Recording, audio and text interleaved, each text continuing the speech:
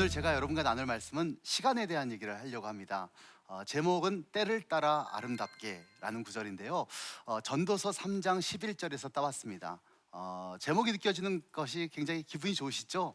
하나님께서 그분의 때에 우리를 아름답게 하실 거라는 믿음, 우리가 그것을 갖고 오늘의 힘든 일상들도 이겨나갈 수 있다고 생각을 합니다. 그런 의미 가운데서 저는 여러분이 어떻게 우리의 인생의 의미를 찾아내고 우리가 미래의 아름다운 꿈을 꾸을 수 있을까, 한 편의 영화를 소개하고자 합니다. 이 영화는 제가 많은 사람들에게 소개하는 영화인데요, 제목은 버킷리스트라고 하는 영화예요. 여러분 영화 좋아하십니까? 예, 이 영화의 버킷리스트는 주연 배우가 두 명의 할아버지가 나옵니다. 보고 싶어요? 보고 싶지 않아요? 보고 싶어요? 송중기하고 현빈이 나와도 볼까 말까 하는데 이 할아버지 두 명이 나오는데 보고 싶으십니까? 저는 이 영화가요, 한 분은 잭 니콜슨, 한 분은 모건 프리먼이 나옵니다. 두 분 다 대배우예요. 이 두 분의 삶 가운데 이제 버킷리스트라는 영화는 굉장히 우리에게 많은 인생의 의미를 알려줍니다. 먼저 여기에 보면 잭 니콜슨 역으로 나오는 분이 있어요. 이분은 굉장히 돈이 많은 부자입니다. 16살 때 고아원을 탈출했어요. 아주 어렵게 살았습니다. 고아원을 탈출한 다음에 그때부터 악착같이 돈을 모았어요. 그래서 거부가 되었어요. 그리고 돈은 많지만 이 사람은 주변에 친구가 하나도 없습니다. 심지어는 돈 때문에 자기 아내가 죽음에 빠지도록 방치한 것 때문에 딸하고도 절교를 해요. 항상 주변에 아무도 없죠. 그리고 나서 어느 날 병원에 입원을 했는데 자기가 곧 죽는다, 암이라고 하는 판정을 받고 곧 죽는다는 사형 선고를 받아요. 인생이 참 허무했어요. 돈 하며 살았는데. 두 번째, 이 모건 프리먼 이 배우는 평생 45년 동안 자동차 정비사로 살아갑니다. 이분은 굉장히 똑똑했고 공부하고 싶었어요. 그렇지만 대학교에 들어가자마자 그는 한 학기도 마치지 못하고 학교를 그만둬야 했습니다. 왜냐하면 자기 동생이 7명이었거든요. 그 7명을 책임져야 되는 장남으로서 그는 결국 학업을 계속하지 못하고 중단합니다. 그리고 평생 자동차 정비소로 살아가면서 그렇게 묵묵히 하루하루 시간을 보내다가 어느 순간 자기가 암에 걸렸다는 사실을 알게 되고 얼마 못 가서 죽는다는 사형 선고를 받아요. 그리고 이 두 할아버지들이 같은 병실에서 만나게 됩니다. 근데 어느 날 이 모건 프리만, 흑인 아저씨가요, 뭔가를 씁니다. 뭔가를 열심히 쓰는 걸 보고 잭 니콜슨이 그게 뭐냐 그러니까 버킷리스트다 이렇게 얘기를 해요. 여러분 버킷리스트가 뭔지 아시죠?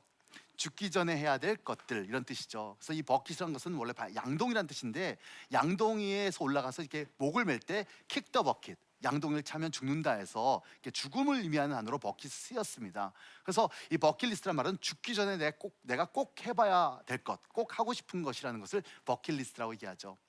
이 버킷리스트를 작성하는데 이게 대학교 1학년 때 숙제였다는 거예요. 그때 철학과 교양철학 때 자기가 이 숙제를 받았는데 아직까지 제가 숙제를 하지 못했다. 그래서 지금이라도 한번 숙제를 해보려고 한다. 이러니까 이 잭 니콜슨 할아버지가 그거 같이 하자, 이거 의기투합을 해요. 그래서 둘이 같이 버킷리스트를 씁니다.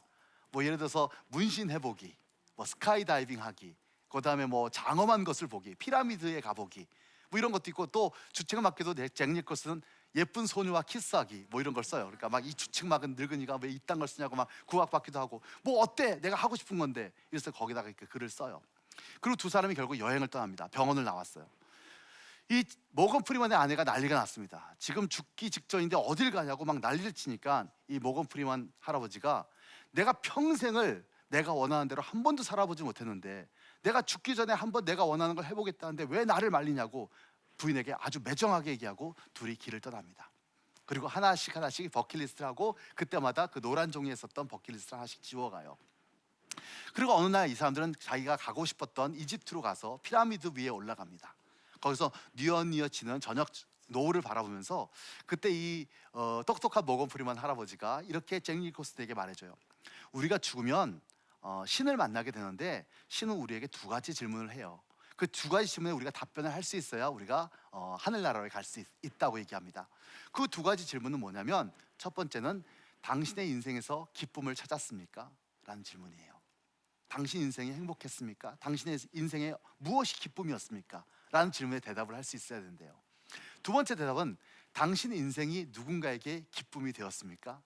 라고 하는 질문에 대답을 할 수 있어야 갈 수 있대요. 그 얘기를 하면서 그들은 종이를 꺼내서 두 가지를 집어요. 피라미드에 올라가기, 장엄한 것을 보기. 그리고 이제 집으로 돌아왔습니다. 집으로 돌아왔을 때 이 모건 프리먼 할아버지가 갑자기 자기 아내를 꽉 껴안아줘요. 그 아내가 이런 말을 합니다. 40년을 남이더니 남편이 돼서 돌아왔네. 이렇게 얘기를 해요. 그러니까 다시 말해서 이 여행을 통해서 그들은 자기의 인생에 대한 정리뿐만 아니라 내가 살아왔던 인생이 무의미한 삶이 아니었고 내가 사랑하는 사람을 위해서 아주 좋은 일들을 해냈다는 것, 그 사랑하는 사람이 나로 인하여서 이렇게 행복할 수 있다는 것에 대한 가치를 깨닫게 된 거예요. 그리고 나서 이 잭 니콜슨에게 이 모건 프리먼이 한 가지 부탁을 합니다. 버킷리스트에다가 하나를 더 쓰면서 넌 딸을 찾아가야 된다. 그 딸은 나를 만나주지도 않아. 나하고 완전히 절교했어. 그래도 넌 죽기 전에 꼭 딸을 한번 만나야 돼.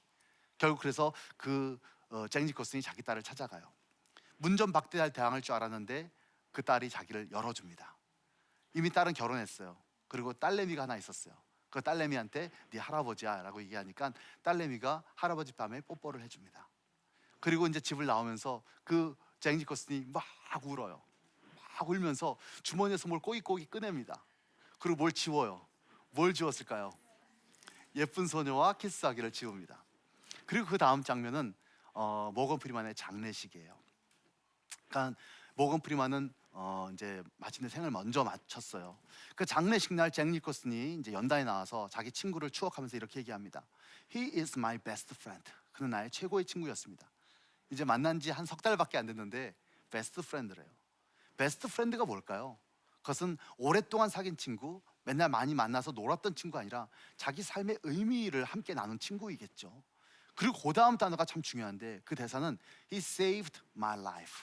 그는 내 목숨을 구했습니다. 이렇게 얘기했어요. 그는 내 목숨을 구했습니다. 사실 잭 니콜슨 할아버지도 이제 곧 죽어요. 얼굴에 병색이 가득해요. 근데 왜 목숨을 구했을까요? 여기서 목숨을 구한다는 것은 단순히 내가 목숨을 산다는 게 아니라 내 남은 삶의 의미를 찾아준 것이죠.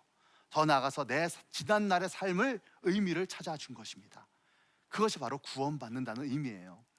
저는 예수를 믿는다는 것 또는 신앙을 한다는 것이 무엇일까? 죽은 다음에 천당 가는 것만 저는 구원받는 것이 아닙니다. 구원받는다는 것은요, 내 남은 삶이 구원받는 것이죠. 나의 현재의 삶이 구원받는 거고, 심지어는 나의 지난날의 후회밖에 없는 삶일지라도 그 삶이 구원을 받아요. 그래서 우리가 하나님께서 주신 말씀, 때를 따라 아름답게 하라는 것은 바로 예수 그리스도를 믿는 믿음 안에서 우리가 앞으로의 남은 삶이 구원받는 것이고 거기 안에 의미를 찾는 것을 의미합니다. 전도서 이 때를 따라 아름답게라는 구절 다음에는 이런 구절이 있습니다. 사람이 사는 동안에 기뻐하며 선을 행하는 것보다 더 나은 것이 없는 줄 내가 알았다. 결국 인생이라는 것이 무엇일까? 때를 따라 아름답게 사는 것이 무엇일까? 기뻐하며 사는 것이고 또한 할 수 있는 대로 선을 행하는 것, 바로 이 영화의 주제였던 내가 인생에서 기쁨을 찾는 것이고 또한 누군가에게 내가 기쁨이 되는 것이다라는 거예요. 다시 말해서 우리가 인생의 꿈을 생각할 때 그 꿈이라는 것이 막연한 것이고 우리의 욕심을 반영한 것일 수 있지만 우리가 그 꿈이 있을 때 우리의 현재가 구원을 받아요. 많은 사람들이 비전이 없다는 것은요, 미래가 없다는 것을 의미합니다. 미래가 없으면 뭐만 남죠? 현재만 남아요. 현재는 뭐가 나의 삶을 인도할까요? 먹고 싶어, 자고 싶어, 하고 싶어, 놀고 싶어. 인간의 어떤 육체의 욕심이, 욕구가 나의 현재 삶을 이끕니다. 그러나 꿈이 있다면 그 꿈을 현재화시켜요. 그 꿈을 현재로 땡겨와요. 그 꿈이 있기 때문에, 그 미래가 있기 때문에 현재는 그 꿈을 위해서 내가 뭔가를 준비하게 되고 뭔가를 실천하게 돼요. 뭔가를 시작하게 돼요. 그래서 기독교 신학자인 위르겐 몰트만이라는 사람은 이런 말을 했습니다. 기독교의 종말론은 희망학이다, 이렇게 얘기했어요. 단지 말해서 종말론은 이 세상의 끝에 대한 얘기가 아니라 바로 어떻게 보면 성경의 맨 마지막에 나와 있는 마지막 때 이야기가 아니라 종말론은 우리에게는 희망이다. 왜? 세상의 종말은 뭐가 있죠? 바로 하나님의 나라가 있습니다. 하나님의 때가 있다는 것이죠. 그렇다면 그건 우리에게 희망이죠. 거기에는 많은 이상들이 가득합니다. 그러므로 그 종말에 대한 꿈을 갖다가 우리 현재로 땡겨오는 거예요. 종말을 땡겨오면 현재가 뭐가 될까요? 진단이 돼요. 현재가 어떻게 보면 점검이 돼요. 그렇다면 현재에 뭐부터 고쳐야 되지? 내가 현재 뭘 실천해야 그 종말로 갈 수 있을까라고 하는 위대한 동력이 될 수 있다는 겁니다. 그래서 그 꿈은 무엇을 위한 것이냐? 나의 현재를 위한 것이기도 해요. 전 여러분이 꿈을 가지기를 소망합니다. 여러분, 신해철 씨가 부른 노래 중에서 민물장어의 꿈이라는 노래가 있습니다. 고 신해철 씨는 많은 사람들에게 많은 감동을 줬던 아티스트이기도 하지만 젊었을 때 신부가 되고자 하는 어떤 꿈을 가질 만큼 뭔가 인생에서 의미를 찾는 것에 자기의 진지한 가치를 노래 속에 담아냈어요. 그 가사를 보면 이런 내용들이 있습니다. 여러분 잘 아시는 민물장어의 꿈인데요, 좁고 좁은 저 문으로 들어가는 길은 나를 깎고 잘라서 스스로 작아지는 것뿐. 이제 버릴 곳조차 거의 남은 게 없는데 문득 거울을 보니 자존심 하나가 남았네. 정말 좁은 길은 우리의 자존심까지 내려놓는 길이라고 얘기합니다. 저 강들이 모여드는 곳 성남파도 아래 깊이 한 번만이라도 이룰 수 있다면 나 언젠가 심장이 터질 때까지 흐느껴 울고 웃으며 긴 여행을 끝내리 미련 없이 아무도 내게 말해주지 않은 정말로 내가 누군지 알기 위해. 저는 이 노래는 크리스찬 노래는 아니지만 기독교가 얘기하는 인생의 진리, 인생의 어떤 의미에 대해서 굉장히 중요한 질문을 하고 있다고 생각이 돼요. 저는 이 질문 가운데서 신해철 씨가 그 다음 노래에는 일상으로의 초대라고 하는 곡을 씁니다. 그 일상으로의 초대라는 곡이 전 더 의미가 있어요. 거기 이렇게 나와요. 산책을 하고 차를 마시고 책을 보고 생각에 잠길 때 요즘 뭔가 텅 빈 것 같아. 지금의 난 누군가가 필요한 것 같아. 그러니까 매일매일 반복되는 그 일상 가운데 우리는 허물을 느끼는 거예요. 어떻게 하면 우리가 이 일상 가운데 새로운 의미를 찾을 수 있을까? 그때 후렴에 이렇게 얘기합니다. 내게로 와줘. 내 생활 속으로 너와 같이 함께라면 모든 게 새로울 거야. 매일 똑같은 일상이지만 너와 같이 함께라면 모든 게 달라질 거야. 우리 크리스찬들에게 신앙의 의미가 뭘까요? 어느 순간 그리스도께서 내 삶에 찾아오는 것이죠. 내가 똑같은 일상을 살아가지만 예수께서 나에게 찾아오는 순간 내 일상 가운데 의미를 찾게 되고 그 가운데 뭔가 새로운 것을 알게 되고 발견하게 된다는 의미입니다. 실존주의 철학자들은 이렇게 얘기합니다. 다시 말해서 우리가 부조리하고 현실이 허무하죠. 그러므로 그 허무한 현실 가운데 매 순간 매 순간의 인간의 실존에 우리가 의미를 부여하고 그 순간순간의 가치에 우리가 더 많은 의미를 담아내야 된다고 얘기해요. 전 그게 바로 기독교 신앙의 힘이라고 생각합니다. 다시 말해서 우리에게 믿음, 때를 따라 아름답게 하신다는 하나님의 약속의 말씀은 우리의 미래에 대한 비전에도 큰 의미가 있지만 우리 현재에게도 아름다운 의미를 제공합니다. 이제는 우리의 삶 가운데 여러분들이 내가 무엇부터 시작할 수 있을까? 내가 꿈을 가졌다면 내가 무엇부터 시작할 수 있을까에 대한 그 현재에 대한 아름다운 생각들을 품을 수 있기를 바랍니다. 미국의 대통령이 오바마가 흑인 대통령이 나왔을 때 저는 믿을 수가 없었어요. 내 생애 가운데 흑인이 대통령이 나올 거라고는 전 상상도 못했습니다. 근데 그 결과는 어떻게 가능했을까? 60년대 누군가가 꿈을 꿨기 때문이죠. 그 꿈은 바로 마틴 루터 킹 주니어와 많은 사람들이 꿈을 꿨습니다. I have a dream이라고 하는 연설 가운데서 그들은 언젠가 이 세상에 백인과 흑인들이 함께 어울릴 수 있는 그런 차별 없는 세상을 그는 꿈꿨습니다. 당시 60년대에 그런 꿈이 과연 이루어질 수 있을까요? 처참한 핍박들이 있었죠. 그리고 그 당시 마틴 루터 킹 주니어 목사님에게 우리가 이제 이렇게 하다 보면 한 40년대에 미국의 대통령이 흑인이 될 수 있을까요? 라고 인터뷰했다면 아마 그분도 믿기 어려웠을 거라고 생각해요. 근데 40년이 지나서 그 꿈은 마침내 미국에서 실현되었습니다. 근데 그 꿈은 저절로 이루어진 게 아니죠. 60년대 누군가가 그 꿈을 꾸었고 그 꿈은 누군가에게 공유되었고 그 꿈을 위해서 누군가가 아픈 희생을 했기 때문에 그 꿈은 우리 안에 현실화됩니다. 전 여러분들이 앞으로 어떤 꿈이 있는지 모르지만 그 꿈을 위해서 내가 지금도 아름다운 생각을 품고 그 꿈을 현재로 당겨와서 오늘 뭔가를 실천하게 하는 위대한 동력이 될 수 있기를 소망합니다. 그래서 이 힘든 세상에 때를 따라 아름답게 살아가시는 그런 귀한 분들이 되시기를 바라요.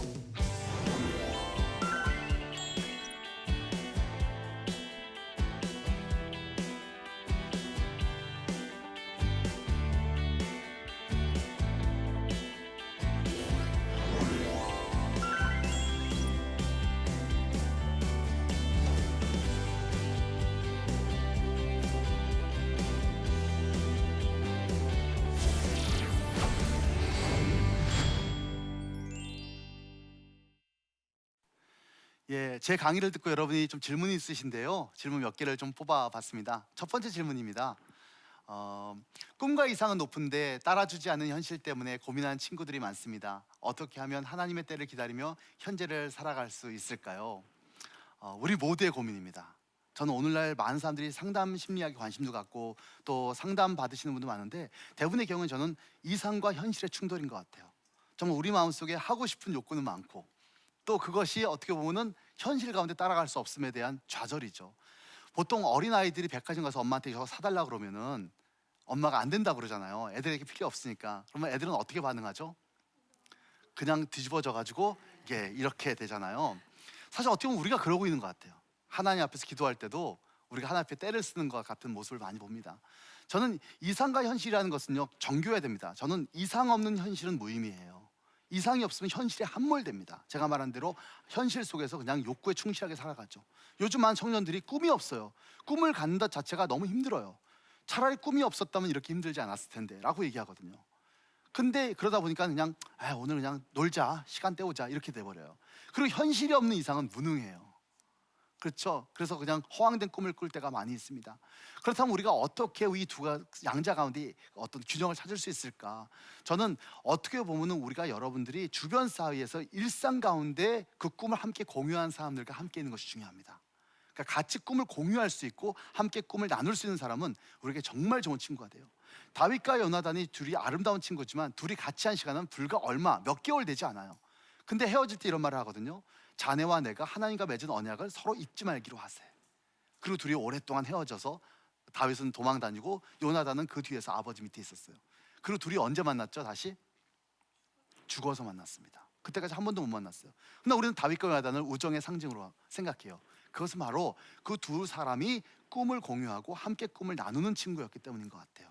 심지어는 지리적으로 떨어져 있어도 그 우정은 그래서 계속될 수 있습니다. 그래서 여러분들이 그 꿈과 현실 가운데는 여러분들이 그 꿈을 공유할 수 있는 그러한 사람들과 동료들과 공동체를 찾는 것이 굉장히 중요합니다. 두 번째 질문입니다. 소장님께서 꿈을 이루기 위한 동력을 어디서 찾으시나요? 이것도 좋은 질문이에요. 저는 예배가 바로 그런 동력이 된다고 저는 생각합니다.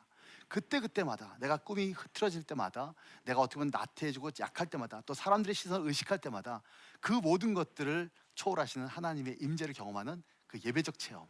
그래서 여러분이 큐티 운동하는 것도 중요하죠. 매일 아침 그런 동력을 찾는 것이고, 또 내가 경건서적을 읽을 때 그런 동력을 찾는 것이고, 또한 믿음의 친구들과 대화할 때 그런 동력을 찾을 수 있다고 저는 생각합니다. 저는 그런 것이 제 삶의 가장 큰 기쁨이기도 해요. 오늘 귀한 시간 내주셔서 감사하고요. 여러분의 인생 가운데서 행복한, 때를 따라 아름다운 인생이 넘치시기를 그렇게 축원드리겠습니다. 감사합니다.